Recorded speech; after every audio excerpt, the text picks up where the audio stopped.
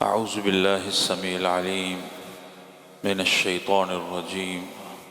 رب اشرح لی صدری ویسر لی امری واحلل عقدۃ من لسانی یفقہوا قولی شہر رمضان الذی انزل فیہ القرآن۔ رمضان ہی وہ بابرکت مہینہ ہے کہ جس میں قرآن مجید کو نازل کیا گیا۔ اس آیت کریمہ سے ایک بات تو یہ سمجھ آئی کہ اللہ رب العزت نے قرآن مجید کو رمضان المبارک میں نازل کیا ہے، مہینہ متعین ہو گیا ہے۔ اور دوسری بات یہ بھی سمجھ لینی چاہیے، خود قرآن مجید نے اس کی وضاحت کی ہے کہ جس رات کو ہم نے یہ قرآن نازل کیا ہے وہ لیلۃ القدر کی رات ہے، اور وہ بھی اسی ماہ مبارک میں ہے۔ انا انزلناہ فی لیلۃ القدر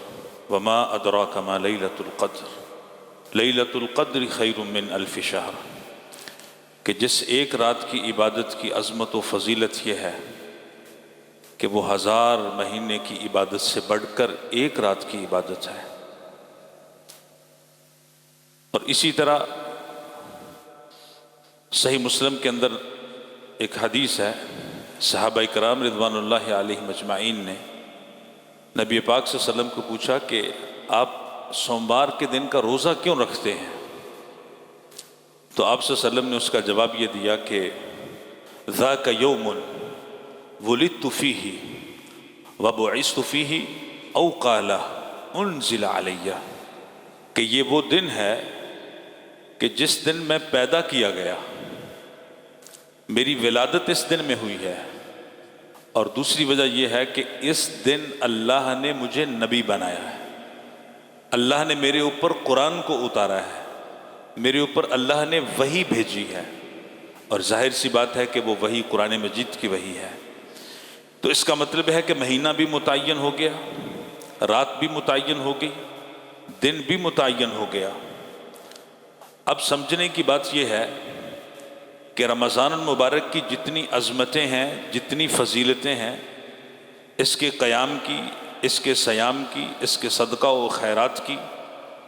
اور جتنے بھی نیک اعمال ہیں کہ رمضان المبارک میں قابل قدر جذبہ جو ہمیں دیکھنے کو ملتا ہے، یہ سب کا سب اس کی نسبت در حقیقت قرآن مجید کی وجہ سے ہے، کیونکہ قرآن مجید نے اس مہینے میں اللہ نے نازل فرما کر ماہ مقدس میں، ماہ مبارک میں، رمضان المبارک میں اللہ نے قرآن کو نازل فرما کر اس مہینے کو باعث برکت بنا دیا ہے، باعث عظمت بنا دیا ہے۔ اس لیے اس کے دن، اس کی راتیں، اس کی گھڑیاں، اس کے ساعات عام مہینوں اور عام دنوں جیسے نہیں ہیں۔ وہ لوگ بڑے غافل ہیں کہ جو رمضان کو بھی عام مہینوں کی طرح سمجھتے ہیں،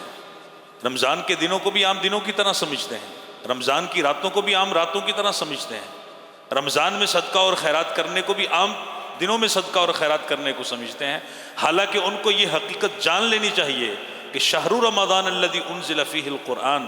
کہ جس مہینے کی طرف نازل کرنے کی، جس مہینے میں قرآن مجید کے نزول کی نسبت اللہ نے فرما دی ہے، اس مہینے کو اللہ رب العزت نے باعث فضیلت، باعث عظمت بنا دیا ہے۔ اب دیکھیے کہ قرآن مجید نے ایک اور چیز بھی ہمیں سمجھائی ہے، اسی مضمون کی جو پچھلی آیات ہیں اس میں اللہ رب العزت نے فرمایا کہ ہم نے اے ایمان والو تم پر روزہ رکھنا فرض کیا ہے، جس طرح کہ تم سے پہلے لوگوں پر روزہ رکھنا فرض کیا، تاکہ تم متقی بن جاؤ، تمہارے اندر ضبط نفس پیدا ہو جائے۔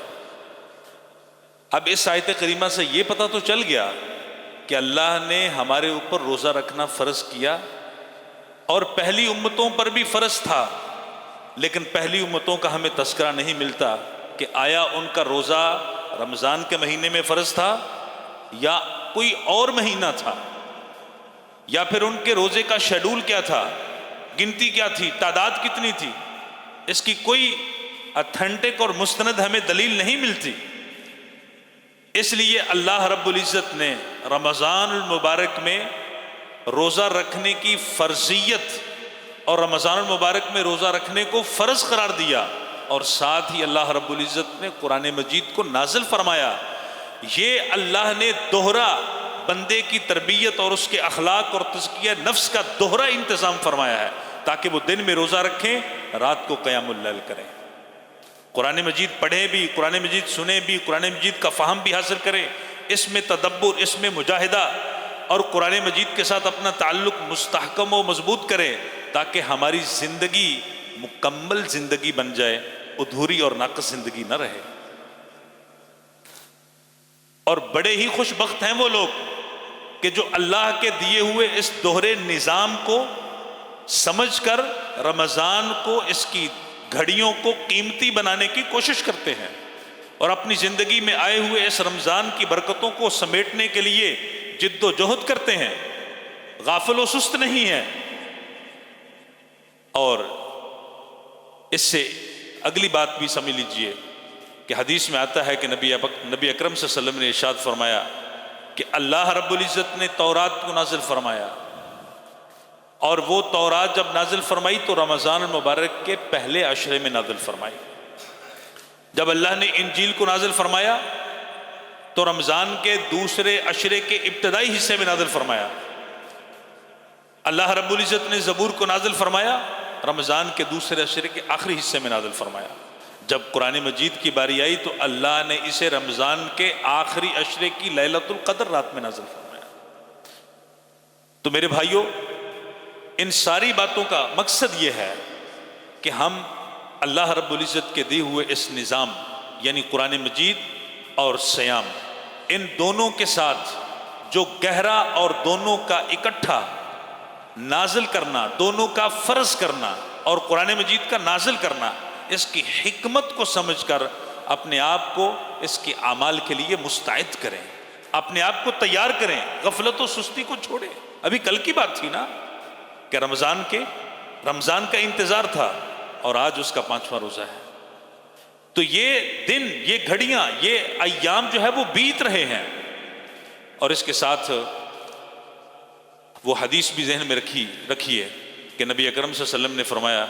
کہ الصیام والقرآن یشفعان للعبد یوم القیامہ، روزہ بھی اللہ کے ہاں سفارش کرے گا، قرآن بھی اللہ کے ہاں سفارش کرے گا اس بندے کی جس بندے نے روزے کو اپنے لیے سفارشی بنا لیا، اس بندے کی جس نے قرآن مجید کو اپنے لیے سفارشی بنا لیا۔ اس کا مطلب ہے کہ جو قرآن مجید اور صیام کو اپنے حق میں سفارشی نہیں بنائے گا، اس کی قدر و عظمت کا احترام نہیں کرے گا، اس کے تقدس کو اور اس کی فرضیت کو کما حقہ ادا نہیں کرے گا، تو پھر یہ روزہ اور یہ قرآن اس کے حق میں سفارش بھی نہیں کرے گا۔ تو گویا کہ سب سے بڑا محروم وہ بندہ ہے کہ جو روزے اور قرآن مجید ان دونوں کی سفارش سے محروم ہے۔ اس لیے نبی اکرم صلی اللہ علیہ وسلم نے ہمیں اس بات پر بہت زیادہ، جیسے ہی رمضان آتا، رمضان کی گھڑیاں آتی، رمضان کے دن اور اس کی راتیں آتی، بلکہ حدیث میں نبی اکرم صلی اللہ علیہ وسلم نے فرمایا کہ رمضان کی ہر رات وَلِلَّهِ عُتَقَاءُ مِنَ النَّارِ، اللہ اپنے بندوں کو جہنم سے آزاد فرماتے ہیں۔ کیا میں اور آپ کوشش کرتے ہیں کہ ہماری یہ جو رات گزری ہے، یہ رات کوئی عام رات نہیں ہے، اس میں اللہ نے اپنے بندوں کو جہنم سے آزادی کے سرٹیفکیٹ جاری کیے ہیں، کیا میرا نام ان میں شامل ہے؟ یا میں نے کوئی کوشش کی ہے؟ یا میں نے تھوڑی سی اپنے نفس کے خلاف مجاہدہ کر کے اپنی باقی سابقہ 11 ماہ کی روٹین کو چینج کر کے رمضان کا شیڈول تھوڑا سا چینج کیا ہے اور اپنے اوپر ضبط نفس کیا ہے، سیلف کنٹرول کیا ہے میں نے، تاکہ میری تربیت، میرا اخلاق، میرا بول چال، میرے جو ہے وہ دن اور رات اور میرے معمولات سارے کے سارے ویسے بن جائے جیسے قرآن چاہتا ہے، جیسے اللہ چاہتا ہے۔ معذرت کے ساتھ تکبر قرآن مجید، تکبر وہ بری بیماری ہے، نخوت وہ بری بیماری ہے، انکار وہ بری بیماری ہے، ایمان بالغیب کو نہ ماننا وہ بری عادت اور بری بیماری ہے۔ یہ وہ سارے پردے اور رکاوٹیں ہیں جو قرآن مجید کو سمجھنے کے لیے پردہ اور حائل ہیں۔ اتنی دیر تک قرآن سمجھ نہیں آ سکتا جب تک کہ بندہ متوجہ نہ ہو، بندہ کان لگا کے نہ سنے، بندہ سنتے وقت اپنے دل میں یہ خیال پیدا نہ کرے کہ میں نے اس پر عمل پیرا ہونا ہے، اتباع کا جذبہ پیدا نہ ہو، اجتماع کا جذبہ پیدا نہ ہو،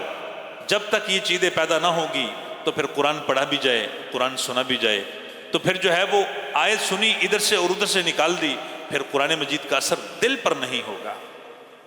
تو یہ ضروری ہے میرے بھائیوں کہ قرآن مجید کو اپنے حق میں سفارشی کرنے کے لیے، روزے کو اپنے حق میں سفارشی کرنے کے لیے، میں ایک سوال آپ سے کرتا ہوں کہ اللہ رب العزت نے رمضان میں ہی قرآن کیوں اتارا ہے؟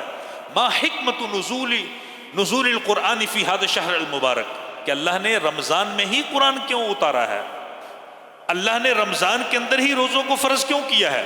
اس سوال کا جواب ڈھونڈیے، آپ گوگل پہ جائیے، عربی میں بھی سرچ کیجئے، انگلش میں بھی سرچ کیجئے، بڑے بڑے مفکرین نے اس کے جوابات لکھے ہیں، لیکن ایک جواب میں آپ کو دیتا ہوں، اور وہ جواب یہ ہے کہ سیام کی فرضیت ہو یا قرآن کا نزول ہو، دونوں کا مخاطب انسان ہے، اور یہ انسان غافل ہے۔ اس لیے کہ رمضان کے روزے ہوں یا قرآن مجید کا نزول ہو، دونوں کا مخاطب انسان ہے، اور انسان کی تربیت اور اس کے اخلاق ویسے ہونے چاہیے جیسے کہ قرآن چاہتا ہے۔ اللہ رب العزت سے دعا ہے کہ اللہ ہم سب کو قرآن مجید کی جو